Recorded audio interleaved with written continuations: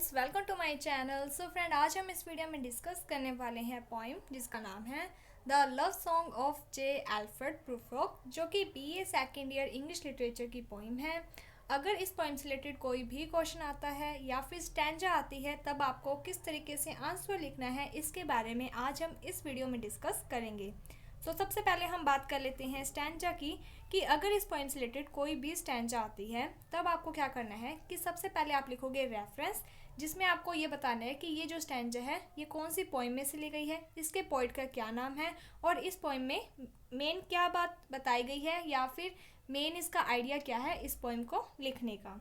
इसके बाद आप लिखते हो एक्सप्लेनेशन। एक्सप्लेनेशन में क्या करना होता है कि सबसे पहली जो आपकी लाइन होगी उसमें आप लिखोगे इन दिस लाइन या in this stanza the poet says that, कि जो पोइट है वो कहना चाहता है कि। फिर जो स्टैंजास की लाइन होती हैं उसे ही क्या है कि आपको एक अच्छे तरीके से एक्सप्लेन करना होता है। अगर आपको नहीं भी आता है तब आप क्या करोगे कि आप पहले स्टैंजा वाली 4-5 लाइंस लिख देना, इसके बाद जो भी आपने समरी पढ़ रखी होगी थोड़ी बहुत आप वो लिख देना।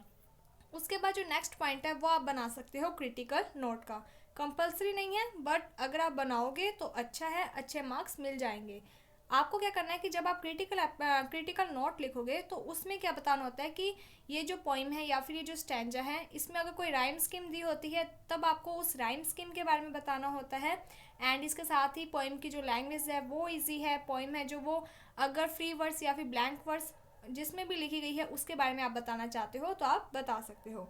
लेकिन अगर मान लो कि इस पोइम से रिलेटेड कोई भी स्टैंजा आ रही है, तब आपको अब क्या करना है, तो यहाँ पर जो आपके सामने इंट्रोडक्शन दिया हुआ है, इस इंट्रोडक्शन को ही आपने सबसे पहले क्या है कि 2 लाइन्स आप लिखोगे, देन उस रेफरेंस में आपको यही इंट्रोडक्शन लिखनी है। रेफरेंस में स्टार्टिंग की लाइन आप क्या लिखोगे, this lines have been taken from the poem, फिर आपको पोइम का नाम जो कि यहाँ पर लिखा हुआ है। उसके बाद आपको क्या है कि उस पोइम के नाम को अंडरलाइन करना है और इन्वर्टेड कॉमा में करना है। उसके बाद आप लिखोगे रिटन बाय, फिर आपको पोइट का नाम, फिर पोइट के नाम को भी आपको अंडरलाइन और इन्वर्टेड कॉमा में करना है।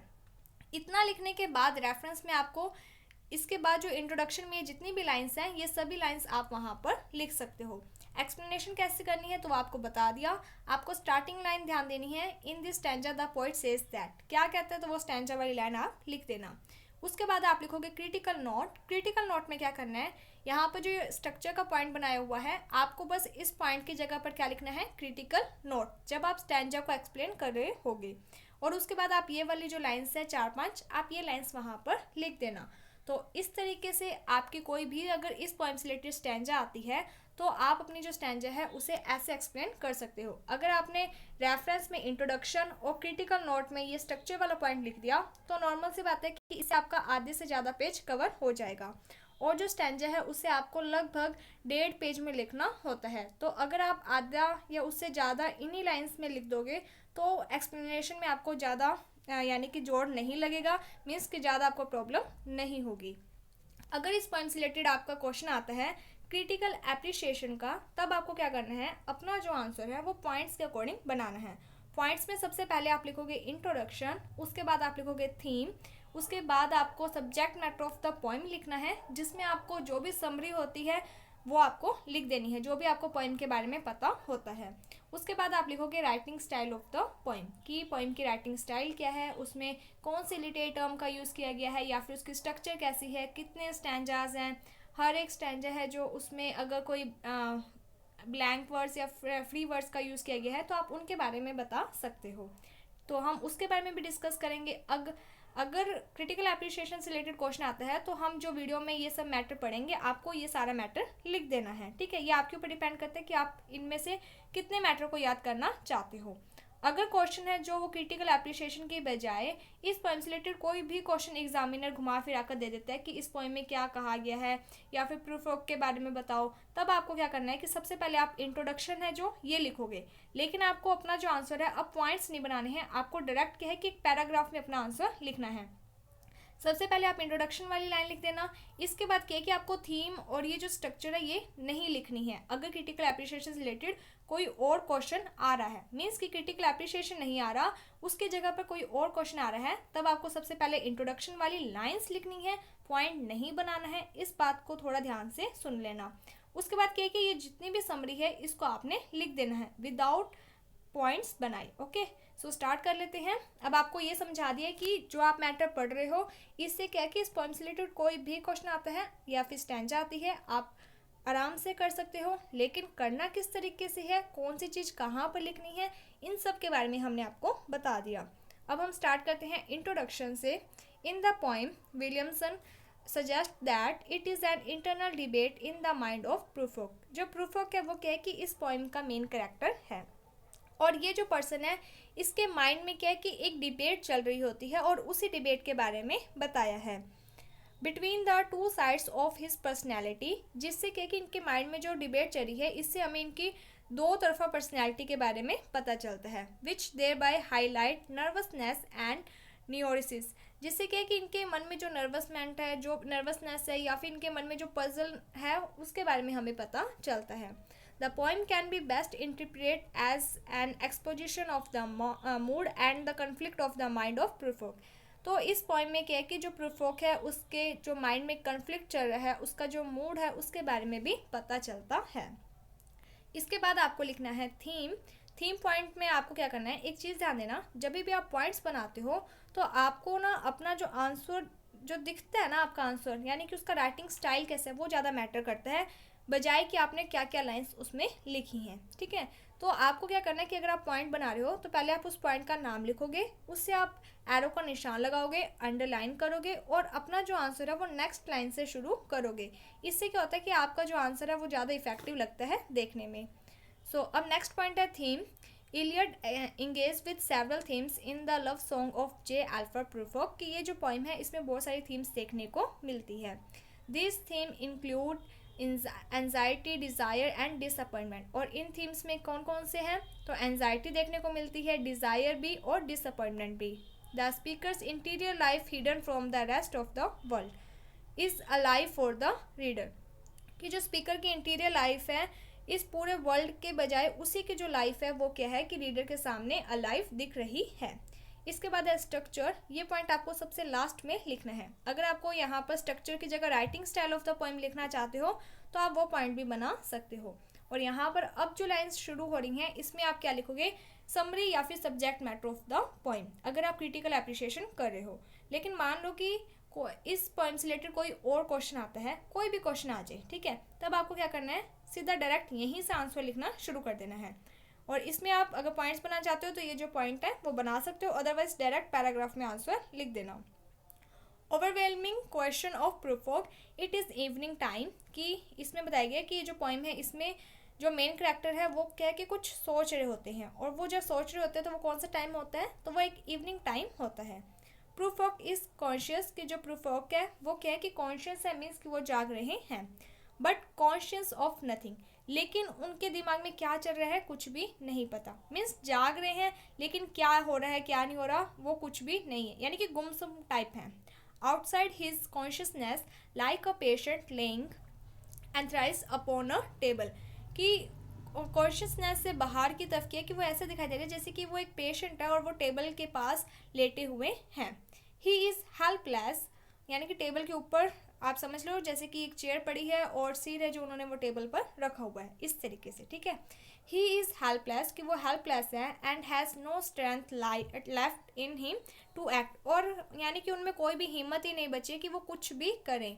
मेंटली ही wanders through the half desert street, और उन्हें ऐसा लग रहा है, यानी कि वो ऐसा सोच रहे हैं कि वो हाफ डेजर्ट स्ट्रीट में जो गलियां हैं वहाँ पर घूम रहे हैं। Till his mind reach the most important question before him, तभी कि उनके दिमाग में एक बहुत इंपॉर्टेंट क्वेश्चन है जो वो आता है।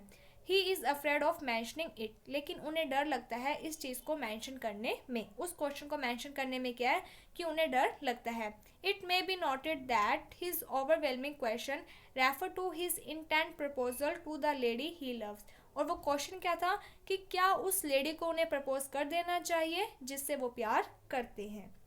ही अवॉइड्स डिस्कसिंग दिस क्वेश्चन, तो वो क्या कि हमेशा इस क्वेश्चन को डिस्कस करते हुए अवॉइड कर देते हैं, यानी कि वो इस क्वेश्चन पर डिस्कस ही नहीं करना चाहते। ही रीच द रेस्टोरेंट, तो यहाँ पर क्या होता है कि जो प्रूफोक है वो रेस्टोरेंट में जाते हैं, where he find society ladies discussing Michelangelo, जहाँ पर क्या कि कुछ लेडीज़ होती हैं जो कि माइकल एंग्लो के बारे में डिस्कस कर रही होती हैं, बातें कर रही होती हैं। This ladies know practically nothing about the fine art. ये जो लेडीज़ होती हैं इन्हें कुछ भी नहीं पता फाइन आर्ट के बारे में, but since it is a fashion to talk about the paintings of great masters. लेकिन फिर भी एक फ़ैशन है कि जो लोग हैं वो जब भी आपस में मिलेंगे वो इस तरीके की पेंटिंग्स के बारे में, जो ग्रेट मास्टर्स हैं उनके बारे में बातें करेंगे। They discuss the work of this talented Italian painter. तो वो क्या है कि वो जो इटालियन पेंटर है उनके जो टैलेंट है उसके बारे में डिस्कस कर रहे थे, उनके जो वर्क है उनके बारे में डिस्कस कर रहे थे। अगर आपको पॉइंट नहीं बनाने हैं तब तो आप क्या कि डायरेक्ट लिख दोगे द फोग आउटसाइड इज, ठीक है। अगर पॉइंट बना रहे हो तो आप लिखोगे इनफ टाइम टू स्पेयर, ठीक है। प्रूफोक्स इन डिसीजनेस। तो यहाँ पर क्या कि जो प्रूफोक है वो क्या है कि कभी भी डिसीजन नहीं ले पाते थे, तो बहुत सारा टाइम है जो वो इसी में ही वो निकाल देते थे। The fog outside is spreading on the window panes. अब क्या कि वो रेस्टोरेंट में जाते हैं, वहाँ पर एक रूम लेते हैं और उस रूम में जो विंडो होती है वहाँ पर जब देखते हैं विंडो से बाहर, तब क्या कि पूरी तरफ बाहर फॉग होती है। It is dull October night. और उस टाइमिंग कौन सा होता है, तो अक्टूबर की नाइट होती है। Fog it reflect the inner foggy condition of the mind of Prufrock. यहाँ पर जो फॉगी वर्ड है, जो फॉग है, वो क्या है कि जो प्रूफोक के माइंड में जो कंडीशन है उसकी फॉगी मीन्स कि वो कन्फ्यूज़न वाली जो कंडीशन है माइंड में, उसके बारे में भी शो हो रहा है। Like the moving slowly, Prufrock is in no hurry to make a decision about his proposal. तो यहाँ पर क्या कि जो प्रूफोक है उनके माइंड में ना यानी कि एक प्रकार की कन्फ्यूज़न चल रही है और उन्हें ऐसा लगता है कि उन्हें ये जो प्रपोजल का डिसीजन है उसे लेने में जल्दबाजी नहीं करनी चाहिए। He feels that there will be enough time to decide about it. उन्हें लगता है कि उनके पास बहुत सारा टाइम है कि वो इस चीज़ को डिसीजन यानी कि थोड़े टाइम बाद ले लेंगे, उनके पास बहुत सारा टाइम है। Meanwhile, the poem makes a sly comment on the hypocrisy of modern people who keep up appearance as a matter of routine. तो इसके साथ ही क्या कि ये जो पोइम है इसमें एक कमेंट किया गया है हाइपोक्रेसी मॉडर्न पीपल पर, जो कि हमेशा अपनी जो अपीयरेंस है उसे क्या है कि रूटीन का एक मैटर बनाकर रखते हैं। Again the poet shift to the condition of the mind of Prufrock. उसके बाद जो पोइट है वो वापस क्या कि जो प्रूफोक के माइंड की कंडीशन है उसकी तरफ जो पोइम है उसे ले आते हैं। This proposal is very important for him. तो जो प्रूफोक है उसके लिए ये जो प्रपोजल है वो बहुत ज़्यादा इंपॉर्टेंट था। एज इम्पॉर्टेंट एज मर्डर, इतना इंपॉर्टेंट जितना कि एक इंसान के मर्डर का होता है। Therefore he must take time and plan it properly so that he may not fail in his endeavour. तो वो सोचता है कि यानी कि जब मैंने प्रपोज करना ही है तो मैं पूरा अच्छे से टाइम लूँ ताकि मैं इस काम में फेल ना हूँ। His mind is in a state of tension. तो उनके माइंड में क्या कि बहुत सारी टेंशन होती है इस बात को लेकर। It is full of 100 इनडिसीजननेस। तो उनके दिमाग में बहुत सारे क्या है कि विचार आने लग जाते हैं। 100 विजन्स एंड रिविजन्स, बहुत सारे विचार आते हैं, उस पर वो सोचते हैं, फिर उस विचार को छोड़कर किसी दूसरे थॉट पर आते हैं। तो ऐसे करके क्या कि वो सोच ही रहे हैं। So he wants to take some refreshment which may give enough vitality to make up his mind. तो वो सोचते हैं कि उन्हें कुछ रिफ्रेशमेंट करनी चाहिए, उन्हें कुछ टाइम के लिए इस टॉपिक पर नहीं सोचना चाहिए, जिससे कि उनका जो माइंड है वो वापस से सही हो जाएगा। Of course, he is well dressed, though of middle age. He cannot hide the marks of his face. तो वो क्या कि जब अपनी मिडिल एज थी तब क्या कि वो अच्छे तरीके से तैयार होते थे, हालांकि वो अपने फेस पर जो मार्क्स हैं उन्हें कभी भी नहीं छुपाते थे। Then he reverts to the important question and postpone the decision because there is no hurry about it. उसके बाद क्या है कि वो सोचते हैं कि उस इम्पोर्टेंट क्वेश्चन है जो उसके ऊपर सोचते हैं और उस क्वेश्चन को क्या है वो जो प्रपोजल करने का क्वेश्चन है उसे वो पोस्टपोन कर देते हैं, क्योंकि उन्हें ऐसा लगता है कि जो प्रपोज करने का विचार है वो बहुत ज़्यादा इंपॉर्टेंट है और इस काम के लिए वो कभी भी जल्दबाजी ना करें। इसके बाद नेक्स्ट पॉइंट अगर आप बनाना चाहते हो तो लिखोगे नॉट डेयरिंग प्रूफोक टिमिडिटी, कि जो प्रूफोक है वो क्या है कि डरपोक भी है। Prufrock has known many ladies and enjoy sessions of tea and coffee with them, कि जो प्रूफोक है वो क्या है कि बहुत सारी लेडीज़ है जो उन्हें जानते हैं, उनकी कंपनी में रहते भी हैं और उनके साथ चाय या कॉफ़ी वगैरह भी पीते हैं। He has also been intimate with some of them, काफ़ी उनका मिलना जुलना है अच्छे से, वो उनके साथ बातें वगैरह भी कर लेते हैं। But he dare not speak about his mind, लेकिन उनमें इतना डेयर नहीं है, इतना साहस नहीं है कि वो उनसे अपने माइंड की जो बातें हैं उसे शेयर कर सकें। ही इज़ टीमिड एंड कवार्डली, वो डरपोक हैं, वो मतलब एक तरीके से उनके मन में डर है, अफ्रेड ऑफ लेडीज रिब्यूक और टॉन्ट्स, की उन्हें डर लगता है कि अगर वो लेडीज से अपने माइंड की जो स्टेट है उसके बारे में डिस्कस करेंगे तो कहीं जो लेडीज़ है वो उन्हें टॉन्ट ना मारने लग जाए, रिब्यूक डांटने वगैरह ना लग जाए।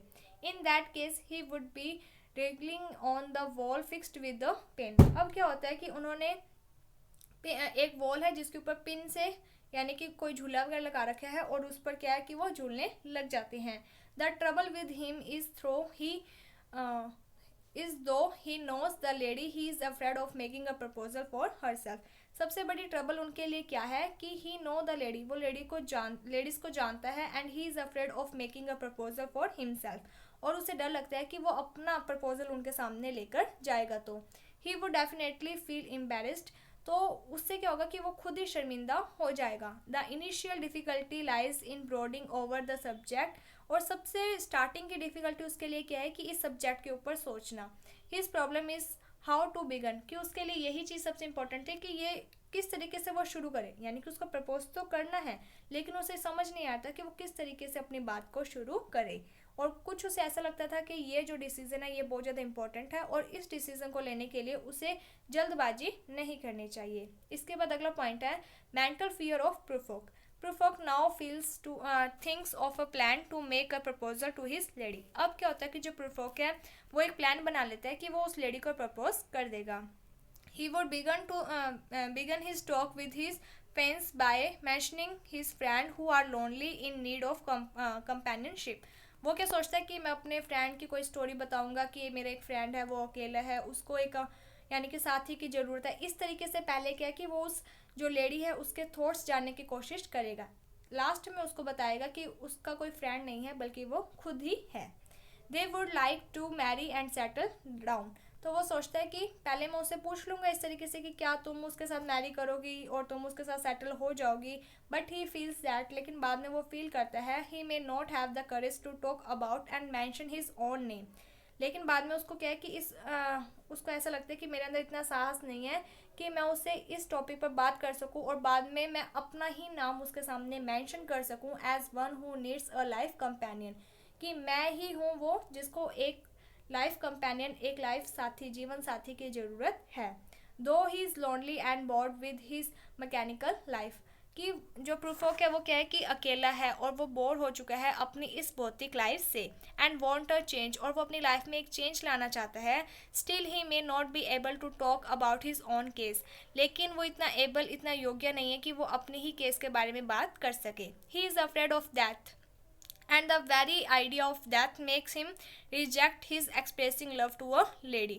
वो क्या है कि डेथ से डरता है, और ये जो डेथ मृत्यु का विचार है वही क्या है कि उसे यानी कि मेक्स हिम, उसे के माइंड को मेक बना देता है रिजेक्ट हिज एक्सप्रेसिंग लव, कि वो यानी कि अगर उसके माइंड में है ना कि वो प्रपोज करना चाहता है तो भी उसका ये जो थॉट है वो क्या है कि वो रिजेक्ट ही कर देता है कि मैं कभी भी उस लेडी के आगे अपना लव को एक्सप्रेस नहीं करूँगा, कहीं इससे बातें और ना बिगड़ जाए। ठीक है, आगे आप लिख लेना he is old he wants to appear young with the latest cloth, कि अब जो प्रूफोक है वो क्या है कि ओल्ड हो चुका है लेकिन वो ही वांट्स टू अपीयर, लेकिन वो दिखना चाहता है यंग, युवा दिखना चाहता है। कैसे कि वो एक जो भी लेटेस्ट क्लोथ्स वगैरह आ रही हैं अच्छे अच्छे उनको पहन कर क्या है कि वो वापस से यंग दिखाई देना चाहता है।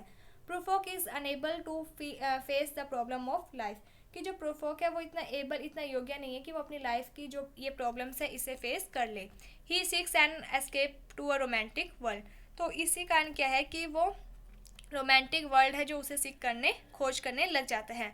While walking on the beach, जब वो बीच की तरफ घूम रहा होता है, वॉक कर रहा होता है, he has seen mermaid singing to one another, तो वो देखता है कि जो मरमेड्स हैं वो क्या है कि एक दूसरे के लिए गाना गा रही हैं।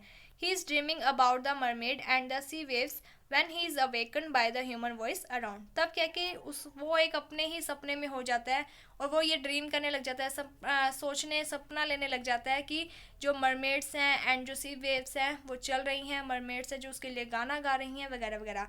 लेकिन जैसे ही उसको बाहर ह्यूमन वॉइस की आवाज़ें आने लग जाती है तब वो क्या है जाग जाता है। The reality of life can not leave him although he is unable to face them, तो जो रियलिटी है उसकी लाइफ की वो कभी भी उसे अकेला नहीं छोड़ती है, लेकिन वो उस रियलिटी को फेस करने के लिए योग्य नहीं है। The poem end where it began, तो जो पोइम है उसकी एंड भी वहीं पर हो जाती है जहाँ से वो शुरू हुई थी। मीन्स कि जो प्रूफोक है वो उस लेडी को प्रपोज करना चाहता था और लास्ट तक वो यही सोचता रह जाता है। There is no progress with the love affair of Prufrock, कि कोई भी प्रोग्रेस नहीं होती है जो प्रूफोक है उसके लव अफेयर की।